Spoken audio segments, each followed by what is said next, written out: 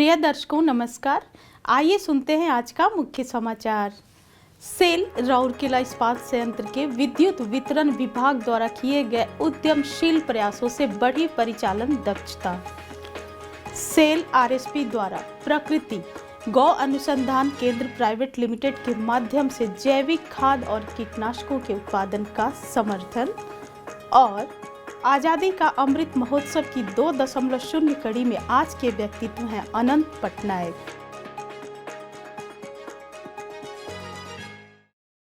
अब समाचार विस्तार से। सेल राउरकेला इस्पात संयंत्र के विद्युत वितरण विभाग कर्मी समूह द्वारा किए गए अनेकों उद्यमशील प्रयासों से इस्पात संयंत्र की परिचालन दक्षता में वृद्धि हुई है।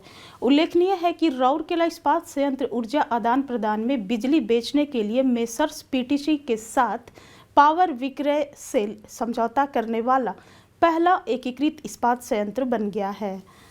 220 केवी बिजली निकासी पैकेज के तहत MSDS 4 सबस्टेशन से NSPCL 250 मेगावाट उत्पादन स्टेशन तक 220 केवी डबल सर्किट ट्रांसमिशन लाइन की सफल कमीशनिंग ने बिजली निकासी क्षमताओं में काफ़ी वृद्धि की है।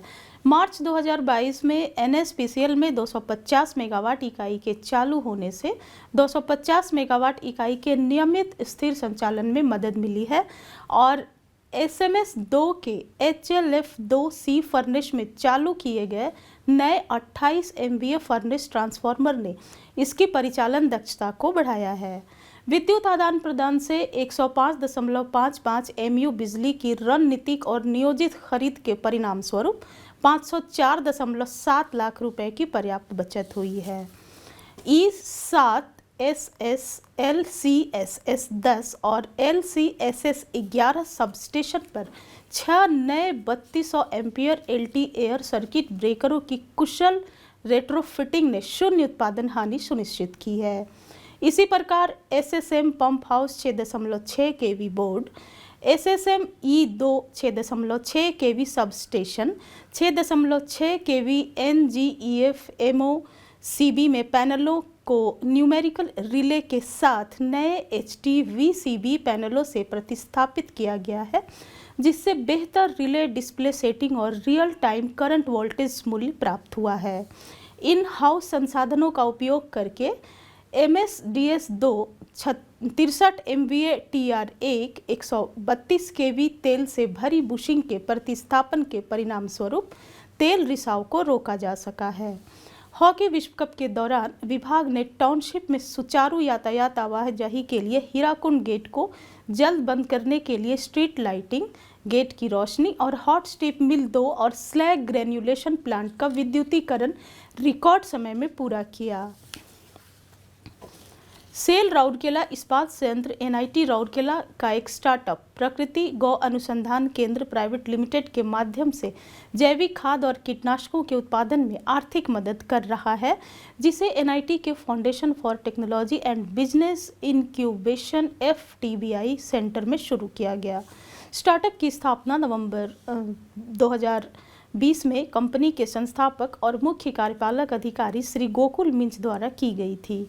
इसका उद्देश्य रासायनिक उर्वरकों और कीटनाशकों के विकल्प के रूप में खेती और कृषि में गाय के गोबर और गौमूत्र जैसे जैविक उत्पादों के उपयोग से हरित प्रणाली अपनाना है। नाइट्रोजन, फास्फोरस और पोटेशियम युक्त रासायनिक उर्वरक के उपयोग से जल, जमीन, फसल और स्वास्थ्य को होने वाले नुकसान को महसूस करते हुए श्री मिंज ने पर्यावरण अनुकूल जैविक खाद और कीटनाशक को अपनाया।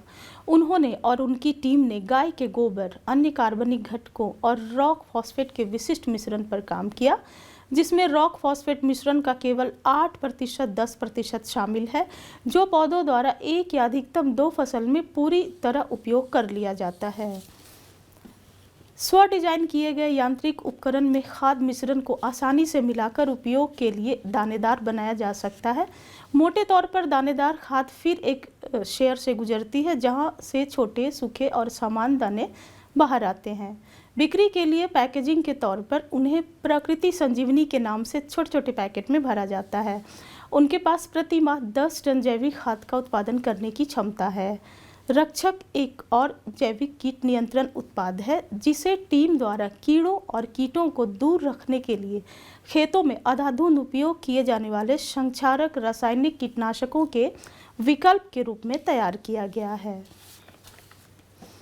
आज़ादी का अमृत महोत्सव 2.0 समारोह के तहत सेल राउरकेला इस्पात संयंत्र ओडिशा के कुछ प्रतिष्ठित हस्तियों पर समाचारों की एक कड़ी प्रस्तुत कर रहा है और आज हम अनंत पटनायक को उनकी पुण्यतिथि पर याद कर रहे हैं। 11 जून 1912 को खुर्दा जिले के बालीपटना के निकट चनाहटा गांव में जन्मे अनंत पटनायक ओडिशा में गजट आंदोलन के सक्रिय सदस्य थे, जिसके लिए उन्हें जेल भी जाना पड़ा था। एक क्रांतिकारी कवि के रूप में जानी जाने वाली उनकी कुछ उल्लेखनीय साहित्यिक कृतियों में रक्त शिखा, तर्पण करे आजी, किंचित, अवंतारा और लघु कहानी जैसे माँ भाग्य रुखिया संग्रह शामिल हैं।